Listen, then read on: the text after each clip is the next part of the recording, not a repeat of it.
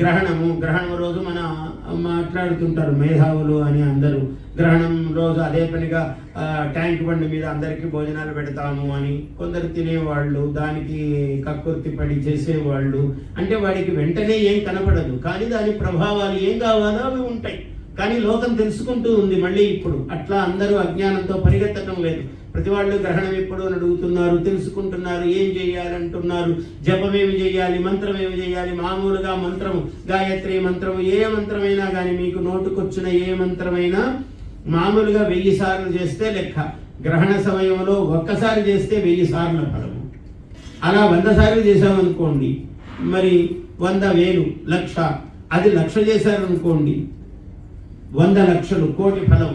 ఇలా గ్రహణ సమయంలో చేసే మంత్రానికి అంత బలం ఉన్నది. పట్టు స్నానము, విడుపు స్నానం అన్నారు. అవి ఎవరు చేస్తారండి అని అంటే, ఎవరు మనుషులు అయ్యావు కదా నువ్వు, మరి చెయ్యాలి నువ్వు. అందువల్ల మొదటి స్నానము 90 ఏళ్ళు వచ్చాయి, 80 ఏళ్ళు వచ్చాయి, 70 ఏళ్ళు వచ్చాయి, చేయాలి అనంటే అర్థం ఉంది. 30 ఏళ్ల వాడు, 40 ఏళ్ల వాడికి ఏమైంది? కొంతమంది యువకులు పుట్టుకతో వృద్ధులు అన్నాడు శ్రీశ్రీ.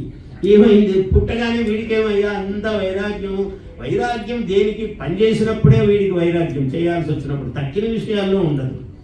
అందుకని నువ్వు ఎప్పుడైనా అవసరం వచ్చి ఇంట్లో ఎవరో పుట్టారు, 11 రోజులు నాయన జాతాశౌచము, నువ్వు గుడికి వెళ్ళరాదంటే వీడు ముందే వెళ్ళినట్టు సంవత్సరం అంతా. వీడు ఎప్పుడు వెళ్ళాడు గుడికి? అప్పుడు మాత్రమే వెళ్ళకూడదు అంటే గురువుగారు చెప్పారండి వెళ్ళకూడదని అని అంటాడు. వెంటనే గురువుగారి మాట ఆధారం కాదు, వీడు వెళ్ళకపోవడానికి మాట కావాలి గురువుగారి మాట. మామూలుగా సంవత్సరం నుంచి పోయాడా? లేదు. ఇప్పుడు మాత్రం గురువుగారి మాట అర్థం కావాలి. అందుకని ఉపవాసము ఇవన్నీ కూడా లెక్కలే. నిత్య జీవితంలో ఉపవాసం అనేటప్పటికీ ఉపవసతి ఇది ఉపవాస. ఉప అంటే బ్రహ్మతత్వమునకు దైవతత్వమునకు సమీపములో నివసించటం ఉపవాసము. అందుకని ఆహారము నియమముగా తీసుకోండిరా అన్నాడు. ఆ రోజు ఉపవాసం అంటే గురువుగారు నెయ్యి తిరుమాత వేసుకుంటే దోషం లేదు కదా గురువు గారిని అడుగుతారు. గురువు కూడా వీళ్ళు అడగడాన్ని బట్టే సమాధానం చెప్తాడు. నెయ్యి తిరగమాత అని ఒక కొత్త ఆలోచన చేశారంటే తప్పకుండా తింటారనే అర్థం. తినడం చాలా మంచిది నాయన అంటాడు. మా నూనె వేసుకునే దానికన్నా నెయ్యి వేసుకుంటే ఇంకొక ముద్ద ఎక్కువ తింటారు, మంచిదే తిను. వాడు తినాలనుకున్న దానికి ఎవడు చెప్పినా ఆగదు. శాస్త్రం ఏం ప్రయోజనం, అక్కడ ప్రవర్తించదు. అందువల్ల తినాలనుకున్న నీవు గ్రహిస్తే దాని విలువ తప్ప ఉపవాసము చెప్పడముతోనే అన్ని జరగవు.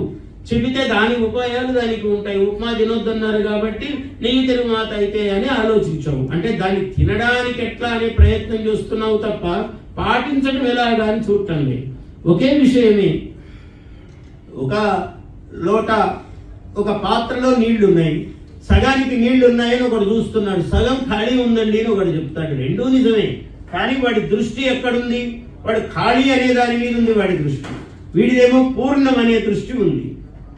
అందులో చాలా భేదం ఉంది. విషయం ఒకటే కావచ్చు, కానీ దాంట్లో తేడా ఉంది. Please subscribe to our YouTube channel.